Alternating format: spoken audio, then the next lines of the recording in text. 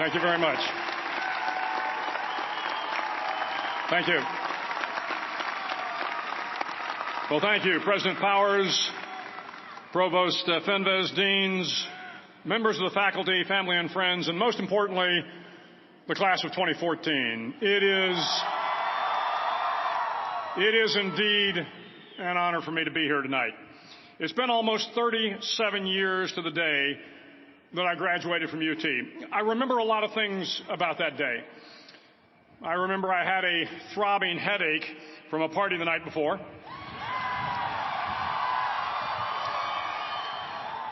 I remember I had a serious girlfriend who I later married. That's important to remember, by the way. And I remember I was getting commissioned in the Navy that day. But of all the things I remember, I don't have a clue who the commencement speaker was, and I certainly don't remember anything they said. So acknowledging that fact, if I can't make this commencement speech memorable, I will at least try to make it short. So the university's slogan is, what starts here changes the world. Well, I've got to admit, I kind of like it. What starts here changes the world. Tonight there are almost 8,000 students, or there are more than 8,000 students graduated from UT. So that great paragon of analytical rigor, Ask.com, says that the average American will meet 10,000 people in their lifetime. 10,000 people. That's a lot of folks. But if every one of you changed the lives of just 10 people, and each one of those people changed the lives of another 10 people, and another 10, then in 5 generations, 125 years, the class of 2014 will have changed the lives of 800 million people. 800 million people. Think about it. Over twice the population of the United States. Go one more generation, and you can change the entire population of the world. 8 billion people. If you think it's hard to change the lives of 10 people, change their lives forever, you're wrong. I saw it happen every day in Iraq and Afghanistan. A young Army officer makes a decision to go left instead of right down a road in Baghdad, and the 10 soldiers with him are saved from a close-in ambush. In Kandahar province, Afghanistan, a non-commissioned officer from the female engagement team senses that something isn't right and directs the infantry platoon away from a 500-pound IED, saving the lives of a dozen soldiers. But if you think about it, not only were those soldiers saved by the decisions of one person, but their children were saved, and their children's children. Generations were saved by one decision, one person. But changing the world can happen anywhere, and anyone can do it. So what starts here can indeed change the world. But the question is, what will the world look like after you change it? Well, I'm confident that it will look much, much better. But if you'll humor this old sailor for just a moment, I have a few suggestions that may help you on your way to a better world. And while these lessons were learned during my time in the military, I can assure you that it matters not whether you ever served a day in uniform. It matters not your gender, your ethnic or religious background, your orientation, or your social status. Our struggles in this world are similar, and the lessons to overcome those struggles and to move forward, changing ourselves and changing the world around us, will apply equally to all. I've been a Navy SEAL for 36 years, but it all began when I left UT for basic SEAL training in Coronado, California. Basic SEAL training is 6 months of long, torturous runs in the soft sand, midnight swims in the cold water off San Diego, obstacle courses, unending calisthenics, days without sleep, and always being cold, wet, and miserable. It is 6 months of being constantly harassed by professionally trained warriors who seek to find the weak of mind and body and eliminate them from ever becoming a Navy SEAL. But the training also seeks to find those students who can lead in an environment of constant stress, chaos, failure, and hardships. To me, basic SEAL training was a lifetime of challenges crammed into 6 months. So here are the 10 lessons I learned from basic SEAL training that hopefully will be of value to you as you move forward in life. Every morning in SEAL training, my instructors, who at the time were all Vietnam veterans, would show up in my barracks room, and the first thing they'd do was inspect my bed. If you did it right, the corners would be square, the covers would be pulled tight, the pillow centered just under the headboard, and the extra blanket folded neatly at the foot of the rack. It was a simple task, mundane at best, but every morning we were required to make our bed to perfection. It seemed a little ridiculous at the time, particularly in light of the fact that we were aspiring to be real warriors, tough, battle-hardened SEALs. But the wisdom of this simple act has been proven to me many times over. If you make your bed every morning, you will have accomplished the first task of the day. It will give you a small sense of pride, and it will encourage you to do another task, and another, and another. And by the end of the day, that one task completed will have turned into many tasks completed. Making your bed will also reinforce the fact that the little things in life matter. If you can't do the little things right, you'll never be able to do the big things right. And if by chance you have a miserable day, you will come home to a bed that is made, that you made. And a made bed gives you encouragement that tomorrow will be better. So if you want to change the world, start off by making your bed.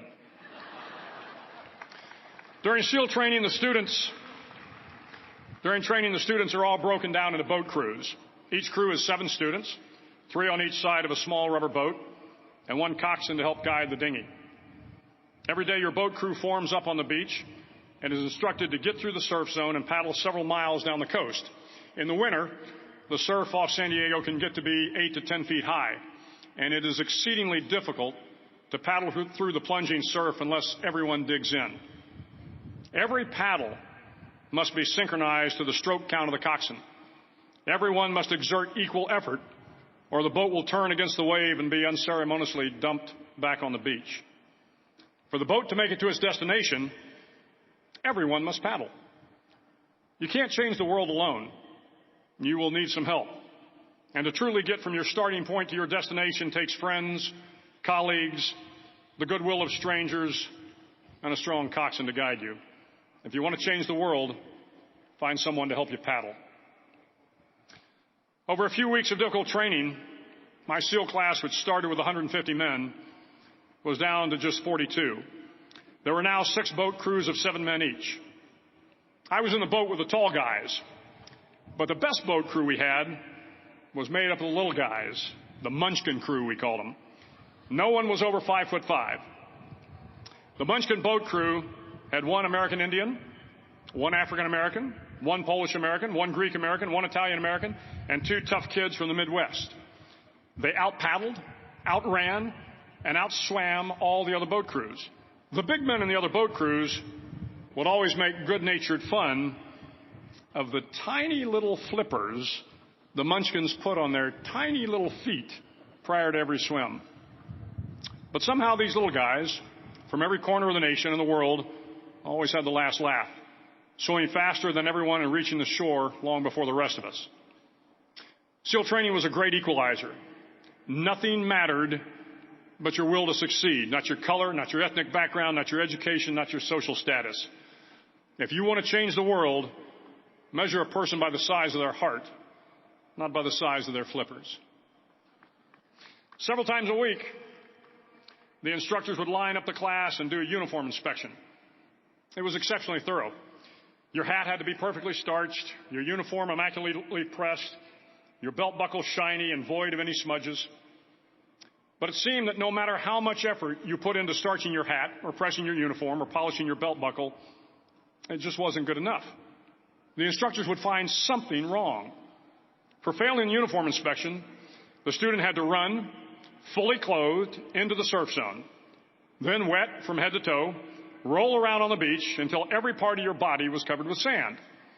The effect was known as a sugar cookie. You stayed in the uniform the rest of the day, cold, wet, and sandy. There were many a student who just couldn't accept the fact that all their efforts were in vain, that no matter how hard they tried to get the uniform right, it went unappreciated. Those students didn't make it through training. Those students didn't understand the purpose of the drill. You were never going to succeed.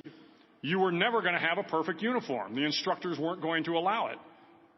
Sometimes, no matter how well you prepare or how well you perform, you still end up as a sugar cookie.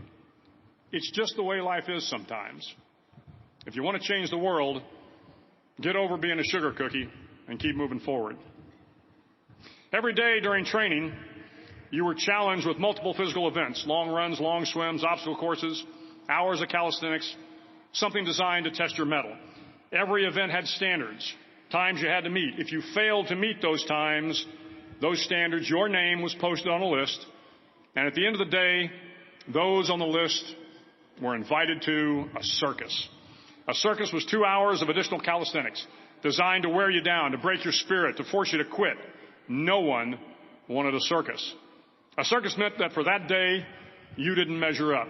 A circus meant more fatigue, and more fatigue meant that the following day would be more difficult, and more circuses were likely. But at some time during SEAL training, everyone made the circus list. But an interesting thing happened to those who were constantly on the list. Over time, those students who did 2 hours of extra calisthenics got stronger and stronger. The pain of the circuses built inner strength and physical resiliency. Life is filled with circuses. You will fail. You will likely fail often. It will be painful. It will be discouraging. At times, it will test you to your very core. But if you want to change the world, don't be afraid of the circuses. At least twice a week, the trainees were required to run the obstacle course. The obstacle course contained 25 obstacles, including a 10-foot wall, a 30-foot cargo net, a barbed wire crawl, to name a few. But the most challenging obstacle was the slide for life.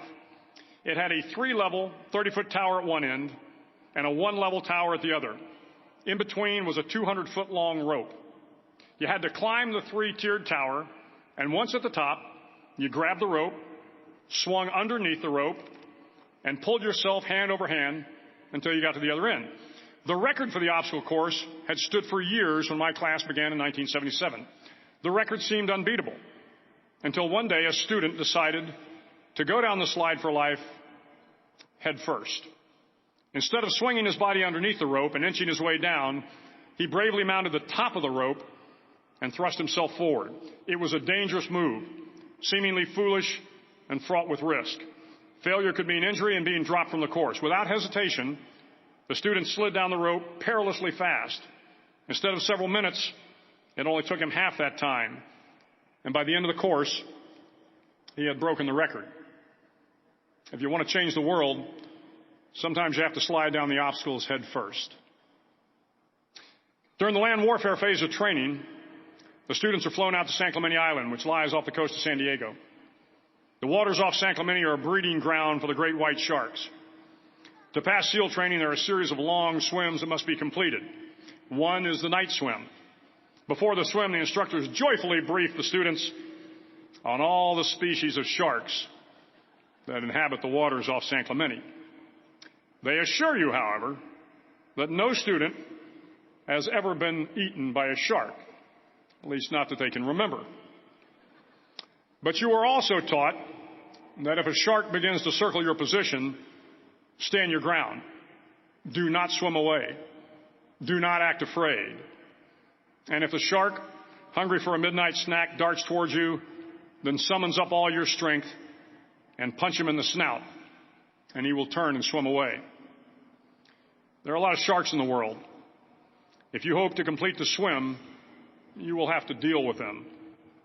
So if you want to change the world, don't back down from the sharks. As Navy SEALs, one of our jobs is to conduct underwater attacks against enemy shipping. We practice this technique extensively during training.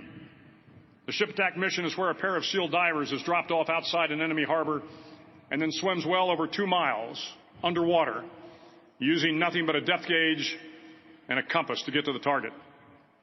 During the entire swim, even well below the surface, there is some light that comes through. It is comforting to know that there is open water above you. But as you approach the ship, which is tied to a pier, the light begins to fade.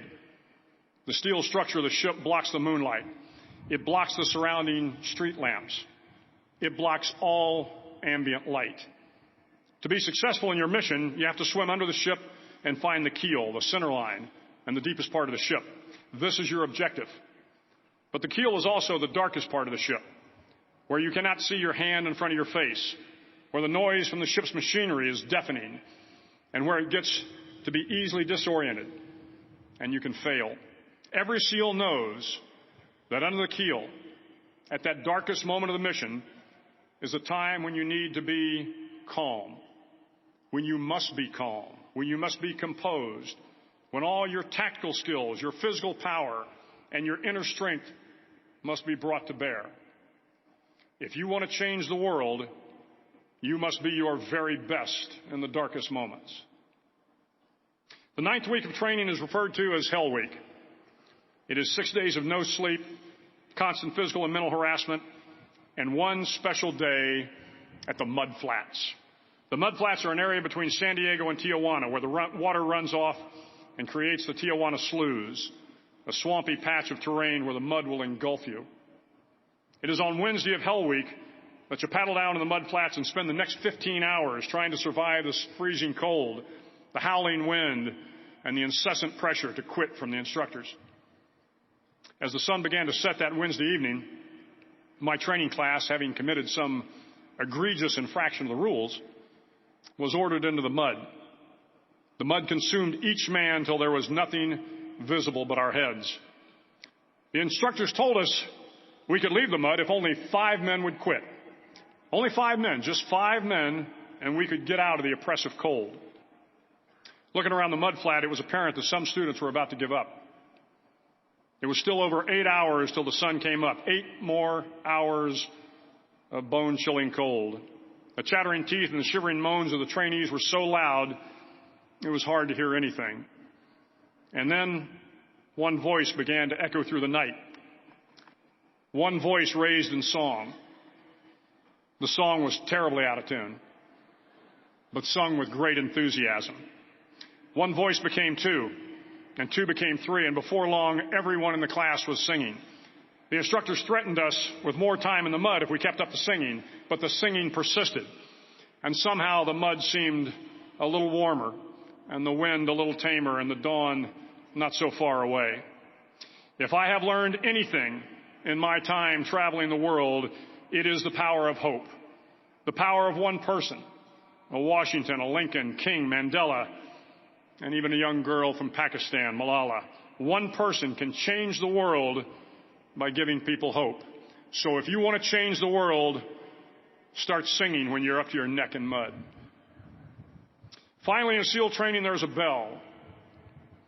A brass bell that hangs in the center of the compound for all the students to see. All you have to do to quit is ring the bell. Ring the bell, and you no longer have to wake up at 5 o'clock. Ring the bell, and you no longer have to be in the freezing cold swims. Ring the bell, and you no longer have to do the runs, the obstacle course, the PT, and you no longer have to endure the hardships of training. All you have to do is ring the bell to get out. If you want to change the world, don't ever, ever ring the bell. To the class of 2014, you are moments away from graduating, moments away from beginning your journey through life, moments away from starting to change the world for the better. It will not be easy, but you are the class of 2014, the class that can affect the lives of 800 million people in the next century. Start each day with a task completed. Find someone to help you through life. Respect everyone. Know that life is not fair and that you will fail often. But if you take some risks, step up when the times are the toughest, face down the bullies, lift up the downtrodden, and never, ever give up. If you do these things, the next generation and the generations that follow will live in a world far better than the one we have today. And what started here will indeed have changed the world for the better. Thank you very much. Hook 'em horns.